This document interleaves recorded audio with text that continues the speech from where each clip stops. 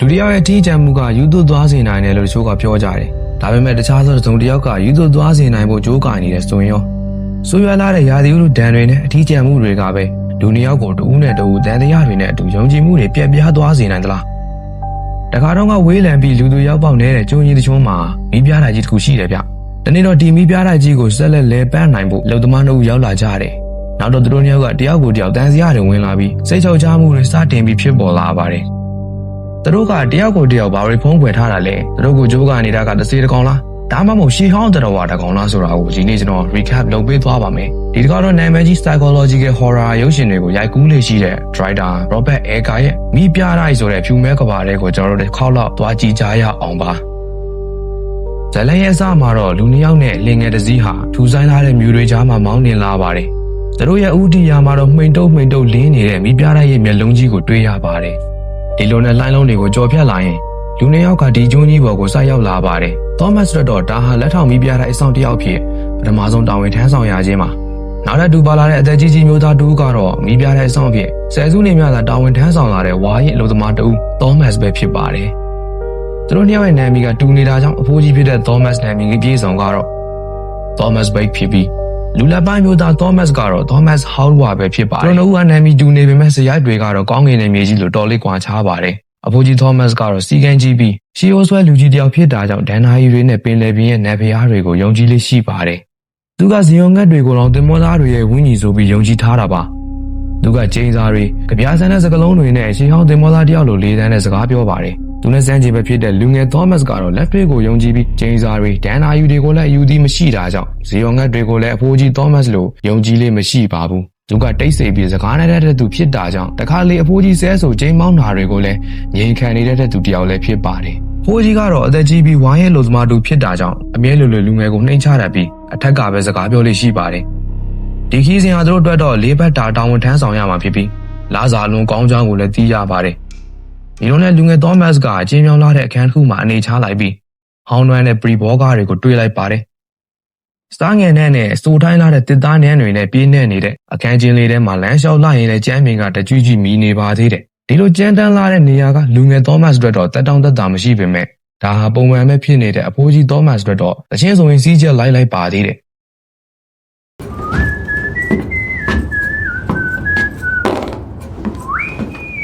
လူငယ်ကမိန်ဖျားဝင်လာတဲ့အလင်းရောင်အောက်မှာ secret lake ကိုဖွာလိုက်ပြီးဂရင်ပေါ်မှာတစုံတစ်ခုကိုသတိထားမိသွားပါတယ်။အဲ့ရကင်းပေါ်မှာအပေါက်ငယ်လေးကိုတွေ့ရတာကြောင့်ဒါဟာငမန်းဆွဲနဲ့ပြုတ်လုထားတဲ့ရေသူမအယုတ်လေးပဲဖြစ်ပါတယ်။လူငယ်ကဒါကိုပါကြောင့်ဒီလိုသိမ်းရတာလဲဆိုတာသဘောမပေါက်ခင်မဲ့ရေသူမအယုတ်ကိုတော့အိတ်ကဲတဲ့ထဲသိမ်းထားလိုက်ပါတော့တယ်။ဒီလိုနဲ့ညနေခင်းတစ်ခုမှာတော့သူတို့ဟာထမင်းစားဝဲမှာတိတ်ဆိတ်စွာထိုင်နေကြပါတယ်။အဖိုးကြီးကလူငယ်ကိုရက်တစ်ခွက်ပေးလိုက်ပြီး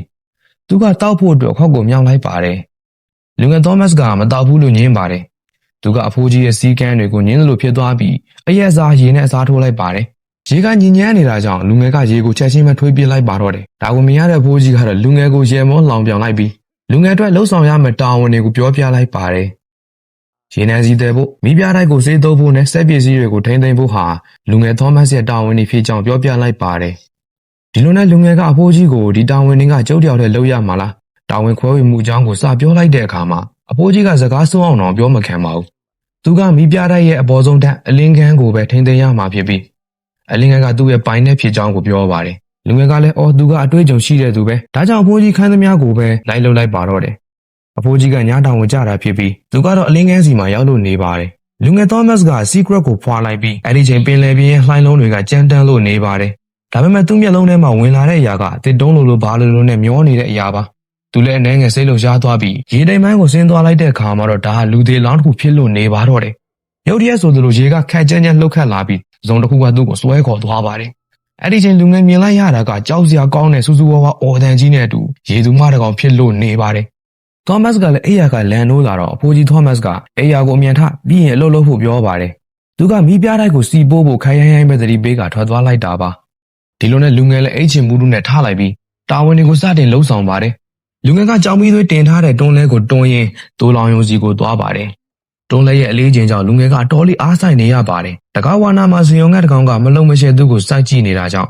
မနိုင်ဝန်ကိုတဲလာရတဲ့လူငယ်ကလည်းအနှဲငယ်စိတ်တူသွားပါတယ်။ဒါပေမဲ့သူ့အတွက်တော့ဒေါသထွက်စရာဖြစ်သွားပြီးမိသူကတကယ်နဲ့ပြစ်ပေါက်လိုက်ခါမှငှက်ကပြန်သွားပါတော့တယ်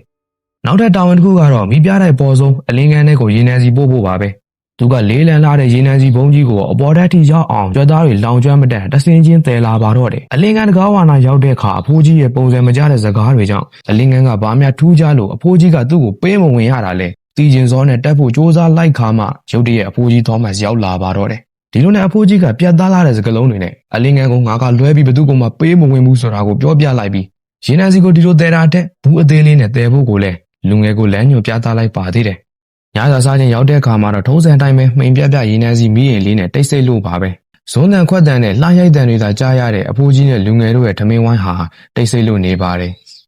အဖိုးကြီးကညရောက်ပြီဆိုရင်အရှင်ကောင်းနေကြဖြစ်လို့တောက်တောက်ဆဆမရှိနှုတ်ဆိတ်တတ်တဲ့လူငယ်ကိုစကားပြောအောင်ကြိုးစားပါတယ်အဖိုးကြီးကလူငယ်ကိုငါတို့ရောက်တာနှစ်ပတ်တောင်ပြည့်တော့မှာကွာမင်းကလည်းရောက်ကြတဲ့ကကြောက်တုံးကြီးလိုပဲစကားလည်းမပြောဘူးဆိုတော့လူငယ်ကကျွန်တော်ကသိစကားမပြောတတ်တဲ့လူမျိုးဖြစ်တယ်လို့ပြောပြလိုက်ပါတယ်ဒီတော့ဖိုးကြီးကရဲပါတယ်နောက်တော့စကားများတဲ့ဖိုးကြီးကပဲအရင်ကသူ့ရဲ့လက်ထောက်တူဖြစ်တဲ့အလုပ်သမားတယောက်အကြောင်းကိုပြောပြနေပါတယ်သူကရေသူမတွေနဲ့ပင်လယ်မိတ်ဆာတွေအကြောင်းကိုပြောနေပြီးယူနေတာ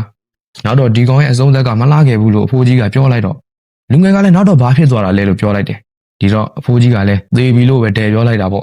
့အဲ့ဒီလူကဒီမိပြတဲ့ကြီးတစ်ခုလုံးကလည်းမကောင်းတာတွေဖြစ်နေတယ်ဆိုပြီးပြောလိရှိကြောင်းအဖိုးကြီးကရှင်းပြနေပါသေးတယ်။နောက်တော့လည်းဘာသာနာမှမရပဲပျောက်သွားတာလို့အဖိုးကြီးကပြောပြလိုက်ပါတယ်။ဒါကိုကြားရတဲ့လူငယ်ကလည်းအဖိုးကြီးပြောတဲ့စကားတွေကပုံမီတန်နာယူတွေဖြစ်တယ်လို့ယူဆတာကြောင့်ယုတ်တိမရှိဘူးဆိုတော့အတွေးနဲ့ပြုံးလိုက်ပါတယ်။ပြီးတော့ငါမင်းနဲ့ပင်လယ်စီရောငှက်တကောင်ရန်ဖြစ်နေတာကိုမြင်တယ်လို့အဖိုးကြီးကပြောပါတယ်။အဲ့ဒီပင်လယ်ငှက်တွေကိုဘာမှမလုပ်တာအကောင်းဆုံးပဲသူတို့ဟာတင်မောသားတွေရဲ့ဝင်းကြီးကနေဆင်းသက်လာတာဖြစ်ပြီးသူတို့ကိုရန်ရှာရင်ကန်ဆိုးစေတတ်တယ်ဆိုတဲ့လူငယ်အတွက်တော့ရှေးရိုးဆွဲပောက်ကရတွေဆိုတဲ့အယူဆတွေကိုပြောပြလိုက်ပါတယ်ဒီတခါလဲလူငယ်ကဒါပုံမီတန်နာယူတွေအယူသီးမှုတွေလို့စော်ကားသလိုပြောဆိုလိုက်တာကြောင့်အဖိုးကြီးကသူစကားတွေကိုအပေါ်ရီထင်ရမလားဆိုတဲ့စိတ်နဲ့လူငယ်ကိုရိုင်းနှက်လိုက်ပါတော့တယ်လူငယ်ကလည်းဒေါသထွက်သွားပေမဲ့အဖေနဲ့သားအရွယ်လောက်အသက်ကွာရှားလာတဲ့အဖိုးကြီးကိုမတုံ့ပြန်မဲ့စိတ်ထိန်လိုက်ရပါတယ်အဖိုးကြီးကလည်းသူမှားသွားသလိုခံစားရတာကြောင့်စကားလမ်းကြောင်းလွှဲလိုက်ပါတယ်လူငယ်ကအိတ်ဆက်ဖို့အတွက်ခက်ခဲတာကြောင့်စာအုပ်ထဲမှာစိတ်နေဖို့ပရင်းပေါက်ကလာတဲ့လာရောင်နဲ့တူစာဖတ်နေပါတယ်ပရင်းပေါက်ကိုကြည့်လိုက်တော့ဇေယောင်ငှက်တစ်ကောင်ကပရင်းပေါက်မှန်တကားကိုလာခောက်နေတာတွေ့လိုက်ရပါတယ်သောမတ်ကလည်း secret ဖွာကအပြင်ကိုထွက်လာတဲ့အချိန်မှာတော့အဖိုးကြီးတယောက်မိပြတဲ့ရဲ့အလင်းကန်းမှာဝိပလာကြီးနဲ့မလုံးမရှက်ရက်နေတာကိုတွေ့လိုက်ရပါတယ်ဒါအဖိုးကြီးသောမတ်ဆိုတာမှားစရာမရှိပါဘူးမိန်ပြပြအလင်းရောင်အောက်မှာအဖိုးကြီးကလူငယ်ကိုသတိထားမိသွားပြီးအဝေစားတွေကိုပြန်ဝင်လိုက်ပါတော့တယ်လူငယ်ကတော့ထူးဆန်းလာတဲ့အယူသီးတွေရှိပြီးထူးဆန်းတဲ့ပြုမှုတွေကိုပြုလုပ်နေတဲ့အဖိုးကြီးကိုတွေ့ရတော့အတော်လေးကိုစိတ်မသက်မသာဖြစ်သွားရပါတယ်ဒီဖြစ်ပျက်တွေကိုစိတ်ထဲမထားလိုက်ပဲနောက်နေ့မှာတော့အဖိုးကြီးကလူငယ်ကိုသူ့ရဲ့တာဝန်တွေပေါ်ရော့နေကြောင်းသတိပေးပြောဆိုနေပါတော့တယ်ဒါကကျမ်းမြေပေါ်မှာဆုံးထင်းညစ်ပတ်နေတာတွေအတွက်လူငယ်ကအလုံးမလုံးလို့ဆိုပြီးအဖိုးကြီးကထင်သွားခဲ့တာပါ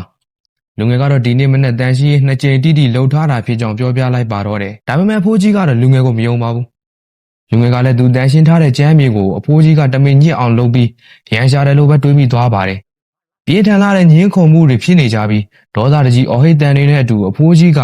ဒီအိမ်ရဲ့တန်ရှင်းကိုမင်းလုပ်ရမယ်မင်းဆဲကမကလုပ်ရမယ်ဒါမျိုးနောက်ထပ်မြင်ရရင်မင်းကိုလာစာဖြတ်မယ်လို့ပြောလိုက်ခါမှလူငယ်ကလည်းတိတ်ဆိတ်သွားခဲ့ပါတယ်။တကယ်တော့အဖိုးကြီးကမိပြတိုက်ရဲ့အလင်းပေးတာဝန်တစ်ခုကိုသာယူထားပြီးလူငယ်ကအောက်ခြေသိမ်းတန်ရှင်းကစလုံးနေရတာဟာလူငယ်အတွက်တော့မမျှတပေမဲ့အာနာရှိတဲ့ဝါရင်သမောသားဟောင်းအဖိုးကြီးကလာစာနဲ့ချင်းချောက်တဲ့အခါမှာတော့လူငယ်ကလည်းမတက်တာပဲငြိမ်နေလိုက်ရတာပေါ့ဒါဟာယာရုရှိတဲ့လူသမားအဖိုးကြီးကအထက်ကိုတင်ပြဖို့အတွက်သူတို့ရဲ့နှိမ့်စဉ်မှတ်တမ်းတွေကိုထိမ့်သိမ်းခွင့်ရထားလို့ပါပဲဒါကြောင့်လူငယ်ရဲ့လာစာအဖိုးကြီးရဲ့အရေးသားပေါ်မှာပဲမူတည်နေတာကြောင့်ဖြစ်ပါတယ်တရက်မှာတော့လူငယ်ကမြေပြင်ကနေအတော်လေးမြင်မာတဲ့မိပြတဲ့နိုင်ရံမှာစေးသုံးဖို့အတွက်ကျိုးနဲ့ချီထားတဲ့ကလထိုင်ပေါ်ရောက်လို့နေပါတယ်အဖိုးကြီးကလည်းမုံနှန်းလာတော့မှဖြစ်လို့အမြန်လုံးဖို့ကိုဖိအားပေးနေပါတယ်အဖိုးကြီးကကျိုးကိုညင်းသားစွာဖြေချော်ပေးခြင်းမရှိတဲ့အခါမှာလူငယ်ကလည်းပြုတ်ကြမှာကြောက်တာကြောင့်တသက်နဲ့ကျိုးကိုချပေးဖို့ပြောပါတယ်အဖိုးကြီးကလည်းကျိုးကိုချပေးတာပုံမှုပြင်းထန်လာပါတယ်ဒီလိုနဲ့နှစ်ယောက်သားဟာအတိုင်းဖောက်မညီတော့တာကြောင့်ကျိုးကနောက်ဆုံးမှာတော့ပြုတ်ကျသွားပြီးစေးဘူးတွေရောလူရောပါပြုတ်ကျသွားပါတော့တယ်သူပြန်သတိရတဲ့ခါမှာတော့ကောင်းကင်ကကြာလဲနေပြီးတကူလုံးကလည်းပြင်းပြင်းထန်ထန်နာကျင်နေပါတော့တယ်ဒါပေမဲ့လူငယ်ကတစုံတစ်ခုကိုသတိထားမိသွားပါတယ်ဒါဟာမျိုးလုံးတစ်ဖက်မပါတဲ့ဇင်ယုံငှက်တစ်ကောင်ကိုမြင်လိုက်ရပြီးငှက်ကလူငယ်ရဲ့ဘောင်းမီကိုဖောက်ထွက်သွားတဲ့ဒီနှုတ်သီးနဲ့ပြင်းပြင်းထန်ထန်ကိုထိုးစိတ်နေတာပါလူငယ်ကလည်းမောင်းထုတ်လိုက်ပြီးငှက်ကပြန်ထွက်သွားပေမဲ့သူ့စိတ်ထဲမှာတော့ဇင်ယုံငှက်တွေကိုတန်စရာဝင်လာပါတယ်ဒီလိုနဲ့ညချင်းရောက်လာတဲ့အခါမှာထမင်းဝိုင်းကထုံးစံအတိုင်းအဖိုးကြီးရဲ့စကားသံတွေနဲ့စတင်ပါတယ်အဖိုးကြီးကလူငယ်ကိုအရင်ကမိပြတဲ့အဆောင်လို့ဘူးလားလို့မေးတော့လူငယ်ကအရင်တော့ကတေးခုံသမားတူဖြေကြောင်းနဲ့ကနေဒါဘက်မှာအတန်မွေးခဲ့ကြောင်းသိရှိရပါတယ်အဖိုးကြီးရဲ့အကြောင်းကတော့အဖိုးကြီးမှာအိမ်တော်ရှိပါတယ်အမျိုးသမီးတွေကလဲပြားမှုတက်တက်ပဲလို့ဖိုးကြီးကပြောဆိုလိုက်ပြီးတာမန်မိန်းမတူတဲ့စာရင်မျောစင်ဘောကသူ့ရဲ့အလင်းပေးရတဲ့အလုပ်ကတန်ဖိုးရှိကြောင်းပြောပါတယ် သင်္ဘောသားဟောင်းဖြစ်တဲ့အဖိုးကြီးသောမတ်စ်ကပင်လယ်ကိုချစ်တတ်ပြီးဆယ်စုနှစ်တစ်ခုကြာလာတဲ့အထိမိပြတဲ့အဆောင်အလုပ်ကိုအတော်လေးသဘောကျကြောင်းပြောပါတယ်။လူငယ်သောမတ်စ်ကတော့အခြေခံလူသမားတစ်ယောက်အနေနဲ့မိပြတဲ့အလုပ်ဟာအလွန်လေးလားစာကောင်းတာကြောင့်အထီးကျန်လေးလားစာကောင်းလေးဖြစ်ပြီးသူကပတ်စံတွေစုပြီးအိုးသေးအိမ်သေးထူထောင်မှုရည်ရွယ်ထားကြောင်းကိုလည်းပြောပြလိုက်ပါတယ်။ဒီညတော့လူငယ်ကမအိတ်ခင်ထုံးစံတိုင်းလမ်းလျှောက်ပါတယ်။ဒီတစ်ခါမိပြတဲ့အပေါ်တိုင်းနဲ့အဖိုးကြီးရဲ့အကြောင်းကိုစုံစမ်းလိုတာကြောင့်မိပြတဲ့လေကားအတိုင်းတက်သွားပါတော့တယ်။အဲ့ဒီမှာထူးဆန်းတာကအဖိုးကြီးသောမတ်စ်ကမန်နယ်တစ်ခုကိုတီတိုရွတ်ဆိုနေတာပါ။ဒါပေမဲ့အဖိုးကြီးတယောက်တည်းမဟုတ်တာကိုသတိထားမိသွားပြီးနောက်မှာတော့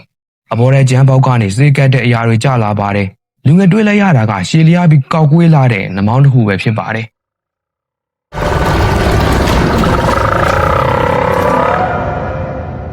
လူငယ်ကထူးဆန်းတဲ့အရာတွေကိုတွေးပြီးသွားတဲ့နောက်မှာတော့အတိတ်ပဲမဖော်နိုင်ပဲအခန်းထဲအများဆုံးထွက်ပြေးလိုက်ရပါတော့တယ်။ရှုပ်ထွေးပြီးဖြေမချနိုင်သေးတဲ့အတွေးတွေနဲ့အတူနောက်နေ့မနေ့မှလူငယ်ကရေတောက်ဖို့လုပ်ပါတယ်။ဒါပေမဲ့ရေတွေကမဲမောင်နောက်ကြည့်နေတာကိုတွေးရတော့ရေလောင်ကန်ကိုစစ်ဆေးဖို့ထွက်သွားလိုက်ပါတယ်။သူတွေးလိုက်ရတဲ့အခါမှာတော့ပြုတ်အန်ဂျင်စိတ်တွေတောင်ဖြစ်ပေါ်သွားပါတယ်။ဒါရေလောင်ကန်နဲ့ကြာပြီးသွေးနေတဲ့ဇီယုံငတ်တစ်ကောင်ပုတ်နေတာပါ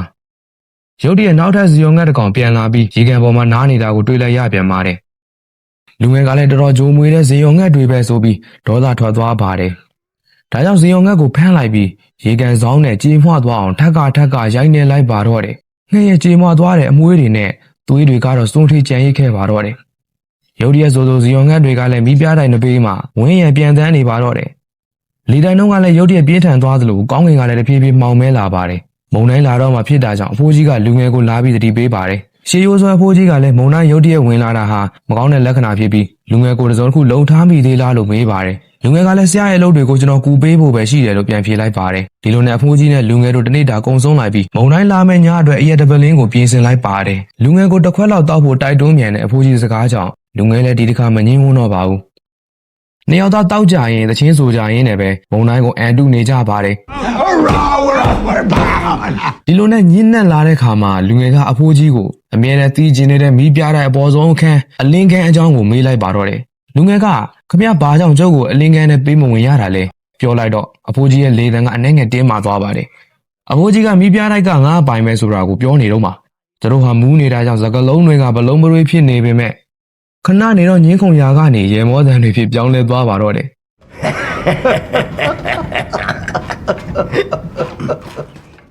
ဒီညဟာသောမတ်တို့ရဲ့နောက်ဆုံးတာဝန်ထမ်းဆောင်ရတဲ့ညဖြစ်တာကိုနှစ်ယောက်သားသတိထားမိသွားကြလို့ပါပဲ။ဒါကြောင့်သူတို့ရဲ့နောက်ဆုံးညကိုအေးချမ်းစွာပဲဖြတ်တန်းလိုက်ကြတာပေါ့။မုန်တိုင်းငြိမ်သွားတဲ့မနက်ပိုင်းမှာတော့လူငယ်ကအငြိကျေးတွေကိုစွန့်ပစ်ဖို့တရင်တရိုင်းနဲ့ထားသွားပါတယ်။ကန်ဆိုးကြီးနဲ့လူငယ်ကမုန်တိုင်းရဲ့ကောင်းကြီးပေးတဲ့လေတံကြောင့်အငြိကျေးတွေနဲ့တူမျက်နှာသေးလိုက်ရပါတယ်။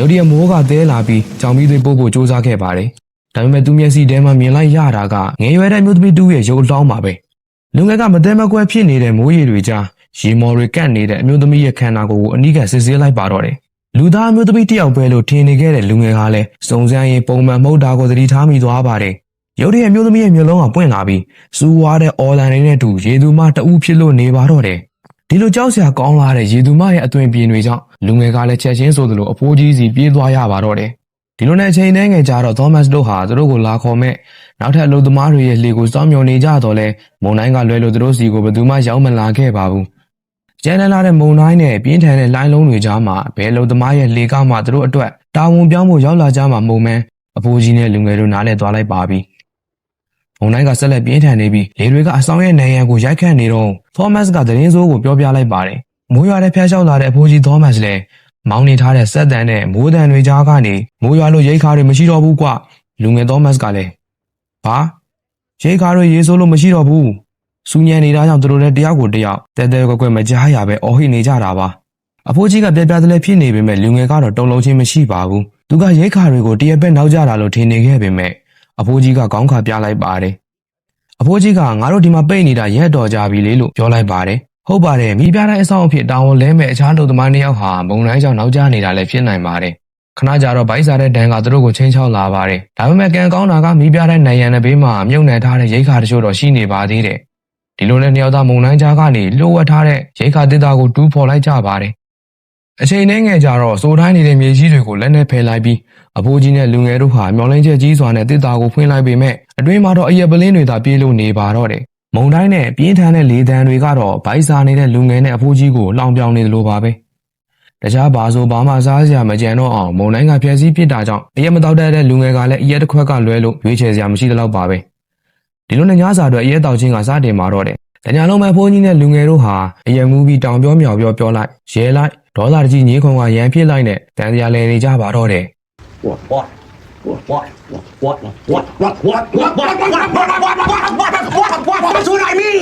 တခါလေသူတို့ဟာအရန်ချကြတဲ့တငယ်ချင်းတွေလိုပွေးဖဲလိုက်ကြပေမဲ့တစ်ချိန်တည်းမှာပဲအောက်တန်းကြလာတဲ့စကလုံးတွေနဲ့တယောက်ကိုတယောက်ဆဲဆိုနေကြပြန်ပါတယ်လူငယ်ကလည်းဘိုက်စားလွန်းတာကြောင့်အမဲသားစတိတ်ကောင်းကောင်းလေးတစ်ခုကိုလွမ်းကြောင်းပြောပြမိပါတယ်သူပြောတာကတော့ဒီလိုပါ A goddamn steak! Steak. If I had a steak, I would fuck it. ဒီလိုနဲ့ဖိုးကြီးကဘာလဲဟာမင်းကအမဲသားကိုငါ့လိုချက်မစားဘူးလားငါချက်တာကိုမင်းမကြိုက်လို့ပြောတာလားဆိုပြီးရမ်းရှာပြန်ပါတယ်ဒီတော့လူငယ်ကလည်းအဖိုးကြီးနဲ့ချက်ပြုတ်မှုစွမ်းရည်တွေကိုဇဲဆိုလိုက်ပါတော့တယ်ဒါပေမဲ့ဒီတစ်ခါမှတော့အဖိုးကြီးကအတော်လေးစိတ်ကြိုသွားပုံရပါတယ်သူကပင်လယ်နတ်ဖျားတွေကိုတိုင်တယ်လိုက်ပြီးအယူတကောင်လိုမိုးကြိုးမုန်တိုင်းတွေကြားကနေလူငယ်ကိုကျိန်းစာတိုက်လိုက်ပါတယ်နှစ်ယောက်သားကအတော်လေးမူးနေကြတာဖြစ်ပြီးလူငယ်ကတော့ဓာတွေကိုတိတ်ဂယုမဆိုင်ပင်မဲ့သူရဲ့ကြမ်းတမ်းလာတဲ့စကားတန်တွေကြောင့်အနေငယ်တော့တုံလုံးနေပါပြီဒီလိုနဲ့လူငယ်ကစူညံနေတဲ့အဖိုးကြီးရဲ့အော်ဟစ်တန်တွေကိုခဏရပ်ပစ်ဖို့အတွက်ခမရဲ့လက်ရကအတော်လေးစားလို့ကောင်းပါတယ်လို့ပြောလိုက်တော့မှအဖိုးကြီးကလည်းရက်တန်သွားပြီးလူငယ်ကတော့အဖိုးကြီးဟာလုံးဝစိတ်မနှံဘူးဆိုတာသဘောပေါက်သွားပုံရပါတယ်နောက်နေ့ညမှာတော့သောမတ်ကမူးပြီးအိပ်ပျော်နေတဲ့အချိန်မှာလူငယ်ကဓာတ်တစ်ချောင်းကိုကင်ပြီးအလင်းငန်းစီကိုထွက်သွားပါတယ်သူကဓာတ်နဲ့အလင်းငန်းတကားကိုဖွင့်ဖို့ကြိုးစားပေမဲ့ဘလို့မှမရတဲ့အဆုံးတော့သူတို့အခန်းထဲကိုပဲပြန်ဝင်လာခဲ့ပါတယ်အဖိုးကြီးသောမတ်ကတော့မလုံးမရှိအိပ်နေပြီးတကားတော်တွေကတော့လူငယ်အတွက်လက်လန်းမိတဲ့နေရာမှာရှိလို့နေပါတယ်လူငယ်ကအတန်မထွက်အောင်တော်လေးကြိုးစားနေပြီးတော့ကိုယူဖို့အာရုံစိုက်နေပါတယ်ဒီချိန်မှာလူငယ်ကအဖိုးကြီးရဲ့ယူသွမှုတွေကိုအဆုံးသတ်ပေးလို့လည်းရပါတယ်အဖိုးကြီးကိုတန်တော့ကိုယူအလင်းငန်းထဲကအဖိုးကြီးရဲ့လိုဝက်ချက်တွေကိုဖော်ထုတ်မလားလူငယ်ရဲ့အတွေးတွေကတော့ခြားခြားလဲနေခဲ့ပါတယ်ရုတ်တရက်အဖိုးကြီးကိုတတ်မယ်လို့အတွေးဝင်လာတဲ့အချိန်မှာပဲအဖိုးကြီးရဲ့မျက်လုံးတွေကပွင့်လာခဲ့ပါတယ်ဒါကြောင့်လူငယ်ကဓာတ်ကိုအမြန်ဝတ်ထားလိုက်ရပါတယ်အဖိုးကြီးကအပြင်းရောဆွဲရင်းမင်းရောက်လာတာကဖဏမပါဘူးပဲသွားလီမနဲ့ရောက်နေပြီးမေးတောင်းပဲသွားအလုပ်ပြန်လုပ်တော့လို့ခတ်တိုးတိုးပြောလိုက်ပါသေးတယ်ဒီလိုနဲ့လူငယ်ကခမည်းကယူနေတာလူသားတယောက်တောင်ဟုတ်ရဲ့လားမသိဘူးလို့အဲ့ရတဲ့ကအဖိုးကြီးကိုရေရွပြောဆိုလိုက်ပါသေးတယ်လူငယ်ကလည်းပုံမှန်တိုင်းအလုပ်စင်းနေရပေမဲ့ထူးဆန်းတဲ့ပုံရိပ်တွေနဲ့အမြင်အာရုံတွေကြားမှာဇဝေဇဝါနဲ့အလုပ်လုပ်နေရပါတယ်ဒါပေမဲ့ပုံရိပ်တစ်ခုကတော့တခြားအရာတွေထက်ဆွဲဆွဲမြဲမြဲထင်ဟပ်လို့နေပါတယ်ဒါကတော့ရေသူမပါသူကရေသူမရုပ်ကိုကင်ပြီးသူမြင်ခဲ့ရတဲ့ကြောက်စရာကောင်းလာတဲ့ရေသူမရဲ့မျက်နှာကိုအချင်းတော်ကြာမြင်အောင်မိနေပါတော့တယ်နောက်မှာတော့စိတ်ပြေလက်ပြောက်ကြောက်ပစုံတွေထောင်ထားတဲ့ထောင်ချောက်ကိုစစ်ဆေးပါတယ်လူငယ်ကထောင်ချောက်ကိုကဘာကနေဆွဲတင်လိုက်ပါတယ်ဒီတခါတွေ့လိုက်ရတာကတော့ကြောက်စရာကောင်းလာတဲ့လူဦးကောင်းတစ်ခုကပစုံတွေနဲ့အတူရောထွေးလေးရဲ့ထောင်ချောက်ထဲမှာပါလာတာပါဒါကြောင့်လူငယ်ကလည်းခြောက်ချားမှုတွေနဲ့အတူဒါအရင်ကအဖိုးကြီးသောမတ်ရဲ့လက်ထောက်အလုံးသမားတို့ဖြစ်ကြောင်းရိပ်မိလိုက်ပါတော့တယ်နောက်ရက်တွေမှာလည်းမုံတိုင်းကမထွက်သေး၍သူတို့လည်းကျွန်းကားနေအိမ်ပြန်ခွင့်မရသေးပါဘူးနေ့ရက်တွေညတွေဟာထုံးစံအတိုင်းပဲရဲတောက်လိုက်မြင်းချင်းရမြင်းထင်းချင်းရထင်းပြောဆိုရင်ရန်ဖြစ်လိုက်ဒီကြတဲ့အပျော်တွေဝင်သွားရင်ရန်ဖြစ်ရင်းခုန်နေတဲ့ကြားကထားကားလိုက်နဲ့တခါလေကြရင်လည်းနှစ်ယောက်သားဟာငြိမ်သက်သွားကြပြန်မာတယ်တကယ်တမ်းအဖိုးကြီးနဲ့လူငယ်တို့ကျွန်းကိုရောက်ကြတဲ့ကအဖိုးကြီးကလူငယ်ရဲ့နာမည်ကိုအီဖရန်ဝင်းစလိုလို့တည်ထားတာပါအမှန်တကယ်မှာတော့လူငယ်ရဲ့နာမည်ကသောမတ်ဟောဝါဒ်ဖြစ်နေမှအဖိုးကြီးတယောက်အခုမှနားလည်သွားရပါတယ်ဒါကြောင့်မင်းကသောမတ်လားငါကသောမတ်လားနဲ့မမူယူနဲ့ညင်းနေကြပြန်ပါတယ်လူငယ်သောမတ်ကအီဖရန်ဝင်းစလိုဆိုတဲ့နာမည်ဟာသူနဲ့သေးလုပ်ငန်းမှာအတူလုပ်ခဲ့တဲ့အလုပ်သမားခေါင်းဆောင်ရဲ့နာမည်ကိုပြောပြထားတာပါသူကကယ်တင်နိုင်ပါရဲ့နဲ့သေဆုံးသွားခဲ့တဲ့လူတစ်ယောက်ရဲ့နာမည်စာသပေလှုပ်ဝက်ချက်တွေကိုပြောဆိုနေပါတယ်ဒီစကားတွေကိုထွက်ဆိုလိုက်ပြီးနောက်မှာတော့လူငယ်ကသူတယောက်တည်းဖြစ်နေမှသတိထားမိသွားပါတော့တယ်အခန်းကအလူကြီးပါရေမောတန်တွေအယံမူးလို့စူညံနေတဲ့သူတို့ရဲ့အတန်တွေနဲ့အဖိုးကြီးသောမတ်ကပါရုတ်တရက်ပြောက်သွားခဲ့တာပါမင်းကဘာလို့လှုပ်ဝက်ချက်တွေကိုဖွင့်ပြောလိုက်တာလဲဆိုတဲ့အတန်ကိုပါကြားလိုက်ရပြီးနောက်တော့လူငယ်လည်းမိပြတိုက်ကလေကားကနေတဆင့်အလင်းငန်းထီတက်သွားလိုက်ပါတယ်သူတွေးလိုက်ရတာကကျမ်းမြင်ပေါ်လဲနေတဲ့လူတစ်ယောက်သူလည်းသေချာစစ်ဆေးလိုက်တဲ့အခါမှာလဲကျနေတဲ့သူကသောမတ်သူကိုယ်တိုင်ပါပဲသူလည်းထိတ်လန့်နေပြီးရုတ်တရက်သူ့နောက်ကျောကိုလက်တစ်ဖက်ရောက်လာပြီးဒါကတော့ကြောက်စရာကောင်းတဲ့မျက်နှာနဲ့မကောင်းဆိုးဝါးတစ်ကောင်အဖိုးကြီးသောမတ်ကိုယ်တိုင်ပါပဲသူကမျက်လုံးကနေထူးဆန်းတဲ့အလင်းတွေထွက်ပေါ်လာပြီးလူငယ်ကိုစိုက်ကြည့်နေပါတော့တယ်လူငယ်တော့အိမ်မလားလက်တွေလားစိတ်ကူးရင်တက်တက်ပဲလားမသိမကွဲတဲ့အခြေအနေတွေကိုမြင်လိုက်ရပြီး သူစိတ်ထဲမှာတော့ဒီကျွန်းကနေအများဆုံးထွက်ပြေးရမယ်ဆိုတဲ့ကြောက်စိတ်တွေနဲ့ပဲပြည့်နေနေပါတော့တယ်ဒီလိုနဲ့စိတ်ကန်းစီကိုအတင်းပြေးဆက်လေကိုတွန်းကျွန်းကနေထွက်ပြေးဖို့ကြိုးစားပါတယ်အဖိုးကြီးကလည်းနောက်ကနေပစင်တစ်ချောင်းကိုကင်ကန်ကျွန်းကမထွက်သွားဖို့ကိုတားပါတယ်လူငယ်ကလည်းအဖိုးကြီးကိုမကောင်းဆိုးဝါးတကောင်လိုကြောက်လန့်နေပြီဖြစ်တာကြောင့်အဖိုးကြီးလက်မလွတ်အောင်ထွက်ပြေးအဖိုးကြီးကလည်းအသက်ကလေးကိုပစိန်နဲ့ဖျက်ဆီးလိုက်ပြီးယူသွတ်တဲ့လိုက်လံမှုတွေကမုံတိုင်းတွေကြားမှာပြင်းထန်နေပါတယ်နောက်တော့လူငယ်ကတကားကိုဝုန်းကနေပိတ်လိုက်ပြီးအိမ်ထဲကိုပြေးဝင်လိုက်ပါတယ်အဖိုးကြီးကလည်းပစိန်ကိုကင်ပြီးတကားကိုဖျက်ဆီးကောင်ဝင်လာပါတယ်ခမရပါလို့နေတာလေလူငယ်ကအကာအကွယ်ကိုယူလိုက်ပြီးဘေးပါတယ်အဖိုးကြီးကတော့ရဲလိုက်ပြီးမင်းတောင်ဝန်နေပြက်ခွက်ခဲ့တယ်လေလို့ပြောလိုက်ပါတယ်လူငယ်ကကျွန်တော်ပစုံဆောင်တဲ့ချင်းထဲမှာခမရလုံသမားဟောင်းရဲ့ဥကောင်းကိုတွေ့တယ်မျက်လုံးတစ်ဖက်မပါတဲ့လူလေးဆိုပြီးအဖိုးကြီးကိုချိန်ချောက်လိုက်ပါတယ်ဒီလိုနဲ့ငါးမှာဘာမှဝန်ခံစရာမရှိဘူးမင်းကပဲမင်းရဲ့လိုအပ်ချက်တွေကိုထုတ်ပြောခဲ့တာလို့ပြန်ဖြေလိုက်ပါတယ်အဲ့ဒီချိန်မှာလူငယ်ကသူဘာတွေဖြစ်ခဲ့တာလဲဆိုတာတွေကိုသေချာမသိသလိုစဝေးသွားဖြစ်သွားပါတော့တယ်အဖိုးကြီးကလည်းလူငယ်သောမတ်ကယူနေပြီးလူငယ်ကပဲလေကိုဖျက်ဆီးခဲ့တယ်လို့ပြောပြန်ပါတယ်ဒါဟာလူငယ်ရဲ့လိုအပ်ချက်တွေကပဲသူ့ရဲ့စိတ်တွေကိုဖျက်ဆီးလိုက်တာဖြစ်ကြောင်းဆိုပြောနေပါတယ်ဒီလိုနဲ့သူတို့ဟာလူငယ်ကပဲအဖိုးကြီးရဲ့လိုအပ်ချက်ကြောင့်ထွက်ပြေးတာလားအဖိုးကြီးကပဲလူငယ်ရဲ့စကားကြောင့်နောက်ကနေလိုက်နေရတာလားဆိုတာကိုတယောက်နဲ့တယောက်ဝေခွဲလို့မရတော့ပါဘူးနောက်တော့အဖိုးကြီးသောမတ်ကလူငယ်ရဲ့ဓာတ်ကိုအန်ရရှိတယ်ဆိုပြီးခဏယူထားလိုက်ပါတယ်လူငယ်ကိုလည်းလားစာဖြတ်မယ်လောက်ခဲ့တာတွေတော့လည်းဘာမှပြန်ရမှာမဟုတ်ဘူးလို့ပြောလိုက်ပါတယ်ညရောက်တဲ့အခါမှာတော့ညစာအတွက်အရက်ကလည်းကုံသွားပါပြီ။မုံတိုင်းကလည်းဆက်လက်ပြေးထန်နေသေးပါ။သူတို့ကထင်းရှူးစီနဲ့ပြားရည်ကိုရောဆက်လိုက်ပြီးရမကာအဖြစ်ဖြောဆလိုက်ကြပါတယ်။ဒီတစ်ခါတော့သူတို့ရဲ့ယူသွမှုတွေကထင်းရှူးစီနဲ့ပြားရည်ကြောင့်ဆက်လက်ပြေးထန်နေခဲ့ပါတယ်။ဒီညမှာတော့ပင်လယ်ရေတွေဟာကျွန်းရဲ့နံရံကိုကြော်တက်လာပါပြီ။ကြီးမားတဲ့လှိုင်းလုံးကြီးတွေကအဆောင်တစ်ခုလုံးကိုဝါမြူပြေးလိုက်တဲ့အထိကြီးမားလာခဲ့ပါတယ်။မနေ့မိုးလင်းတော့သူတို့ဟာအခန်းထဲကပြင်းနေနေတဲ့ပင်လယ်ရေတွေကြားမှာကူးခန့်နေကြပြီးအသီးစိတ်တွေပြောင်းလို့နေပါပြီဒီလိုဗျံမရာဖြစ်နေတဲ့ကြားကနေစာအုပ်တုပ်ကမျိုးလိုလာပါတယ်ဒီတစ်ခါသောမတ်အတွက်တော့အဆိုးဆုံးအခြေအနေရောက်သွားတာကအဖိုးကြီးကသူတို့ရဲ့နေ့စဉ်မှတ်တမ်းမှာလူငယ်ကိုအရက်သမားကြာရှုံးသူတာဝန်ထမ်းဆောင်ဖို့မသိတော်သူအဖြစ်ချရေးထားတာပါအကြံပြုချက်မှာတော့လူငယ်ကိုအလုံးထုတ်ပြဖို့ထိတောင်အဖိုးကြီးကရေးထားတာပ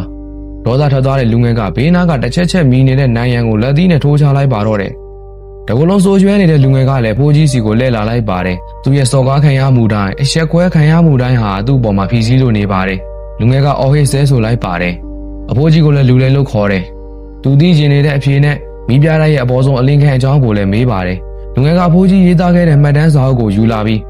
းဒါခမရေးခဲ့တာလေခမကကျွန်တော်ဘဝတစ်ခုလုံးကိုတတ်လိုက်တာပဲလို့လူငယ်ကဝမ်းနည်းမှုတွေနဲ့တူအော်ဟစ်လိုက်ပါတယ်။အဖိုးကြီးကတော့မင်းကပင်လယ်စီဟောငှက်ကိုတတ်ခဲ့တာပဲ။မင်းကငါ့ကိုချိန်စာတိုက်လိုက်တာဒါကြောင့်မင်းဟာအလကားကောင်းပဲလို့ဆဲဆိုလိုက်ပြန်ပါတယ်။မုံတိုင်းကငြိမ်သက်နေပေမဲ့နှစ်ယောက်သားငြင်းခုန်မှုတွေတယောက်ပေါ်တယောက်မကျေနပ်မှုတွေကပြင်းထန်နေသေးပါ။ရုတ်တရက်လူငယ်ရဲ့စိတ်ထဲမှာကနေဒါကိုပြန်ရောက်သွားပါတယ်။အဖိုးကြီးရဲ့ပုံရိပ်ဟာအတိတ်ကသေအောင်ပြထားခဲ့တဲ့လူသမားကောင်းဆောင်ဖြစ်ပြောင်းလဲသွားပါတယ်။ဒီလိုနဲ့အဖိုးကြီးနဲ့လူငယ်တို့ဟာတိုက်ခိုက်ကြပါတယ်။ဒီတခါရန်ဖြစ်တိုက်ခိုက်မှုဟာသူတို့အရင်ကလိုအရင်မူရင်ရန်ဖြစ်လိုက်တချင်းဆိုရင်ကလိုက်တော့မဟုတ်တော့ပါဘူး။လူငယ်ရဲ့စိတ်ထဲမှာတော့အဖိုးကြီးဟာကနေဒါကအလုပ်သမားရေသူမပင်လယ်မိတ်ဆာစသဖြင့်မျိုးစုံအောင်မြင်နေပါတော့တယ်။တစ်ချိန်တည်းမှာပဲအားလုံးကရောထွေးနေပြီးလူငယ်ရဲ့မျက်လုံးထဲမှာတော့အင်မတန်ကြောက်စရာကောင်းတဲ့သတော်ဝါကြီးတစ်ကောင်ဖြစ်လို့နေပါတယ်။အားလုံးကမောက်ကမတွေဖြစ်နေတော့လူငယ်ကအဖိုးကြီးသောမတ်အရှုံးပေးလောက်တဲ့အထိထိုးနှက်လိုက်ပါတော့တယ်။အဖိုးကြီးကဘာမှမတုံ့ပြန်နိုင်တော့တဲ့အချိန်မှာအင်ဂျီကိုကိုင်ဒီရွတ်တိုက်ဆွဲပြီးအိမ်ပြင်ကိုဆွဲထုတ်လိုက်ပါတယ်။သူကကြိုးတစ်ချောင်းကိုအဖိုးကြီးရဲ့လယ်ရင်းမှာချီပြီးခွေးလိုဆွဲဆိုလိုက်ကတိလိษံတစ်ကောင်လိုဆွဲခေါ်သွားပါတယ်။အသီးစိတ်လွတ်နေတဲ့လူငယ်ကအဖိုးကြီးကိုအရက်တစ်တာတူးခဲ့တဲ့မြေတွင်းထဲကိုတွန်းချလိုက်ပါတယ်။ဒီလိုနဲ့တပြေးပြေးချင်းမြေကြီးတွေကိုခေါ်ပြားနဲ့ယူပြီးအဖိုးကြီးကိုအရှင်လိုက်လိုက်မြုပ်တက်ပြေးပါတော့တယ်။ဒါပေမဲ့အဖိုးကြီးကိုမြေကြီးတွေဖုံးမသွားခင်မှာပဲအဖိုးကြီးကစကလုံးတချို့နဲ့သတိပေးလိုက်ပါတယ်။ဒီနောက်တော့တိတ်ဆိတ်သွားပြီးသေဆုံးသွားတဲ့အဖိုးကြီးရဲ့လက်ထဲကတော့ကိုယူကမိပြတိုင်းစီကိုထွက်သွားပါတယ်။ဒါပေမဲ့သူ့ရဲ့အိတ်ကက်ထဲကိုစမ်းကြည့်လိုက်တဲ့အခါမှာတော့ secret မတွေ့တာကြောင့် secret ပြန်ယူဖို့အတွက်လူငယ်ကအဆောင်ကိုပြန်သွားလိုက်ပါတယ်။ဒါကြီးမားတဲ့မှားယွင်းမှုတစ်ခုဖြစ်ပြီးရုတ်တရက်အဖိုးကြီးကပစိန်ကိုကိုင်းပြီးဝင်လာကလူငယ်ရဲ့လက်မောင်းကိုနစ်သွားအောင်ထိုးချလိုက်ပါတယ်။လူငယ်ရဲ့လက်မောင်းကိုနစ်သွားအောင်ခုတ်လိုက်ပါတယ်။အဖိုးကြီးလဲကျသွားတဲ့အချိန်မှာလူငယ်ကပစိန်ကိုယူလိုက်ပြီးဦးကောင်းကိုတစ်ချဲတည်းပေါက်ထွက်သွားအောင်စိုက်ချလိုက်ပါတော့တယ်။လူငယ်ရဲ့အသိချင်းဆုံးဖြစ်တဲ့မိပြတိုက်ကအလင်းရောင်ကတော့စောင့်ကြိုနေပါတယ်။ဒဏ်ရာရပြီးမောဟိုက်နေတဲ့သောမတ်ကလေကားတိုင်တက်သွားပါတယ်။သူကတကားကိုဖွင့်လိုက်ပြီးဒါကြီးမားတဲ့မီးရင်တစ်ခုပါပဲ။အလင်းကန်းမီးအိမ်ရဲ့တကားဟာအလိုလျောက်ပွင့်လာပြီးနောက်တော့အလင်းရောင်ကသူ့ကိုလွှမ်းခြုံသွားပါတယ်။ ဒူးဆန်းလာတဲ့အလင်းရဲ့ဝါမျိုးမှုအောက်မှာပဲလူငယ်ဟာနာကျင်မှုတွေကြောင့်ကျဲလုံးစွာအော်လိုက်ပြီးတန်လေကားတစ်တွေကနေမထိန်နိုင်ပဲတဆင်ပြီးတဆင်ပြုတ်ကျသွားပါတော့တယ်။လေကားတွေရဲ့ရိုက်ခတ်မှုကြောင့်လူငယ်ဟာမီးပြတဲ့အောက်ခြေမှာပဲကျိုးပဲ့ပျက်စီးလျက်ရှိနေပါတော့တယ်။အချိန်တွေကြာလာပြီးဒဏ်ရာတွေနဲ့ပြင်းနေတဲ့လူငယ်ဟာကျွန်းထက်တဲ့ကြောင်းဆောင်တွေပေါ်မှာဇေယုံငှက်တွေရဲ့ထိုးဆွဲမှုကိုခံနေရပြီးအဝေးစားတွေမရှိတော့ပဲကိုလုံးတီးနဲ့လဲကျနေပါတယ်။မျက်စိတစ်ဖက်ကလည်းပျက်စီးသွားပြီးအသားတွေကဟက်တဲ့ကွဲကဇေယုံငှက်အုပ်ကြီးရဲ့ထိုးပေါက်စားသုံးမှုကိုခံရကဘာမှမလုပ်နိုင်ပဲသေဆုံးသွားခဲ့ပြီးဇလန်လေးပြီးဆုံးသွားပါတော့တယ်။ဒီဇာတ်ကားမှာဆိုရင်လူငယ်ကအလင်းကန်းတွေကဘာကိုမြင်ခဲ့တာလဲ။ဒါဒဏ္ဍာကြီးမကောင်းဆိုးဝါလားအဖိုးကြီးရဲ့ဝိညာဉ်လားတဘာဝလုံးအလင်းဆွမ်းအားလားဆိုတာကိုမသိနိုင်ပါဘူး။အဖြစ်နိုင်ဆုံးကတော့တာပင်နိုင်လို့ခေါ်တဲ့ထင်းရှူးစီနဲ့ပြားရည်ရောဆက်ထားတဲ့သေရီတစ်မျိုးကိုတောက်ထားတာကြောင့်ရေသူမနတ်ဖျားဒါမှမဟုတ်ရင်ပင်လယ်မိစ္ဆာတွေဆိုတာတကယ်မရှိပဲmass hallucination လို့ခေါ်တဲ့ယူသွင်းမှုကနေမြင်လိုက်ရတဲ့အာယုံချောက်ချမှုတက်တယ်လည်းဖြစ်နိုင်ပါတယ်။နောက်ထပ် twist တစ်ခုကတော့ Thomas Wake အဖိုးကြီးနဲ့ Thomas Howard လူငယ်တို့ဟာအတူတူပဲဖြစ်ပြီးအဖိုးကြီးကအတိတ်ကလူငယ်ကိုပြန်တွေ့နေရတာဖြစ်ပြီးလူငယ်ကအနာဂတ်အဖိုးကြီးကိုမြင်နေရတာပါ။ဒါကိုပြန်တမ်းမိပြီးလူတန်းမှာပိတ်နေတဲ့စိတ်ရောဂါတဲ့တယောက်ရဲ့ပုံမြင်လည်းဖြစ်နိုင်ပါတယ်။ဒီလိုပြောရတာအဖိုးကြီးကလူငယ်ကိုမင်းကငါနဲ့အတော်ကိုတူတာပဲဆိုတဲ့စကားကြောင့်ပဲဖြစ်ပါတယ်။လက်တွေ့ဆန်တဲ့ theory တစ်ခုကတော့ယူတိုပီအသေးစိတ်မဲ့နေတဲ့လူတယောက်အတွက်အသိချင်းဆုံးအဖြစ်ကိုတွေးလိုက်ရတဲ့အခါမှာဘာမှမဟုတ်ဘဲတာမန်မီးအိမ်ကြီးလုံးသာဖြစ်တယ်ဆိုတာကိုတွေးလိုက်ရလို့စိတ်ဖောက်ပြန်ပြီးလေကားတက်ကပြုတ်ကြတာလည်းဖြစ်နိုင်ပါတော့တယ်ခင်ဗျာ။